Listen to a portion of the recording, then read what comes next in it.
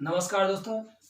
चलिए आज शुरू करते हैं सिंधु घाटी सभ्यता की आगे की जो महत्वपूर्ण विशेषताएं हैं उनको। आज हम बात करेंगे सिंधु घाटी सभ्यता की आर्थिक विशेषता क्या थी, यानी कि सिंधु घाटी सभ्यता का जो इकोनॉमिक पार्ट है उसके बारे में आज हम जानकारी लेंगे।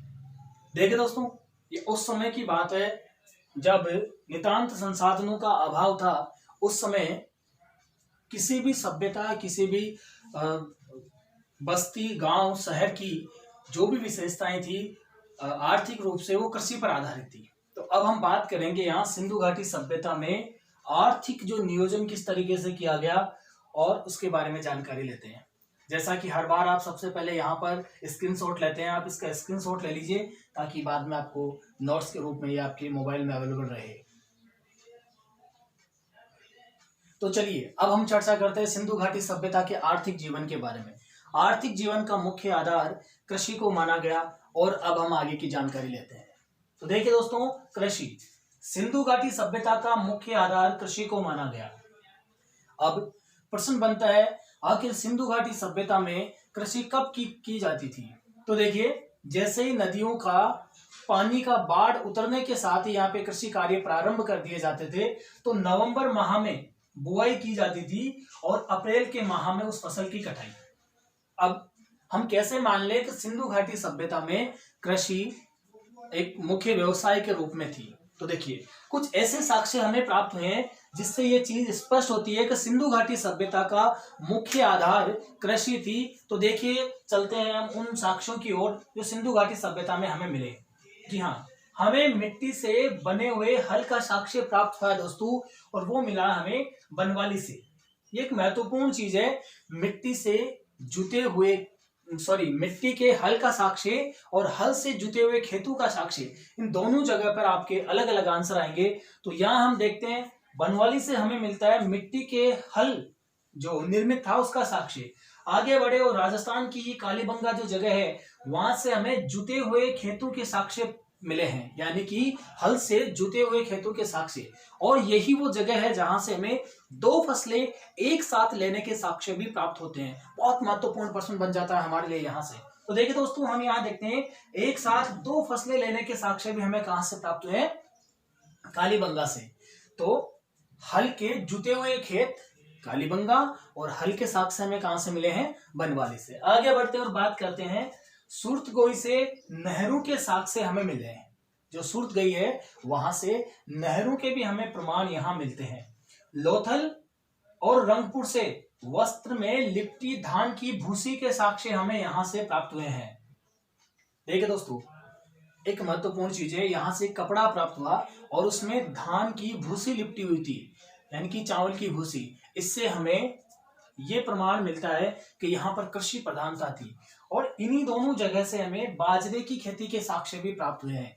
कभी आपसे प्रश्न पूछ ले बाजरे की खेती के साक्ष्य में कहां से मिले हैं, तो हमें लोथल से बाजरे की खेती के साक्ष्य भी प्राप्त हुए हैं। तो चलिए आगे की बात करें तो सर्वप्रथम ये लोग कपास की खेती करना प्रारंभ करते हैं। यानी कि आपसे पूछ लिया जाए सिंधु घाटी सभ्यता में सबसे पहले कौन सी फसल उगाई गई, तो कपास को फसल है जो सिंधु घाटी सभ्यता में सर्वप्रथम उगाई गई। इसी कपास के चलते देखेंगे उद्योग धंधों में सूती वस्त्र उद्योग सिंधु घाटी सभ्यता का प्रमुख आधार रहेगा, क्योंकि यहाँ पे कपास की खेती की जाने लगी थी।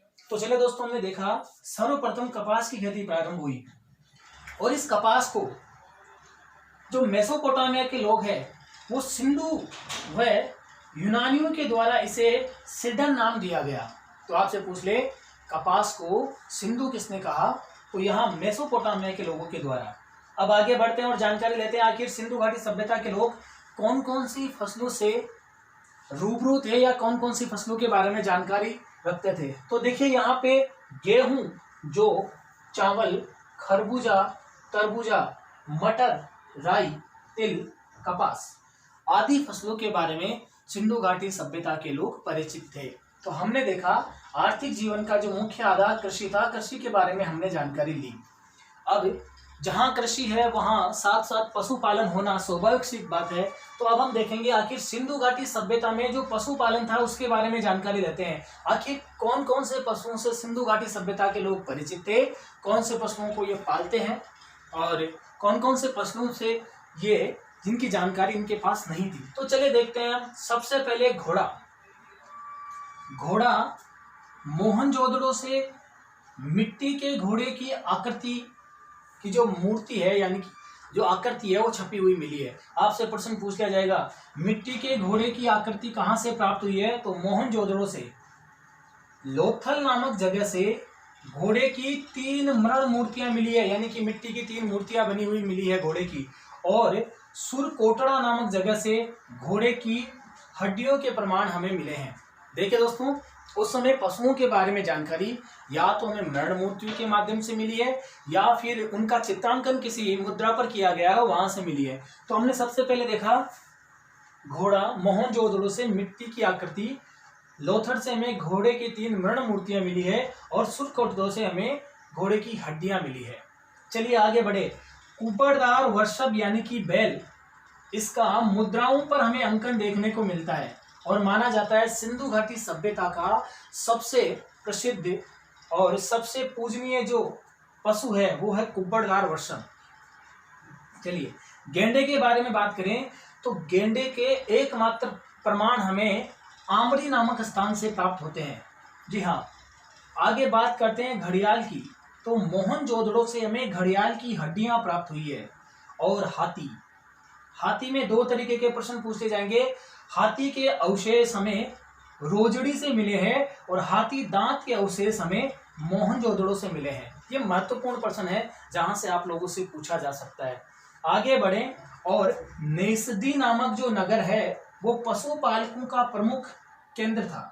आपसे सीधा प्रश्न पूछ लिया जाएगा सिंधु घाटी सभ्यता का कौन सा नगर पशुपालकों के लिए महत्वपूर्ण था, तो ये नेसदी नामक नगर है। ये पशुपालकों के लिए बड़ा महत्वपूर्ण था।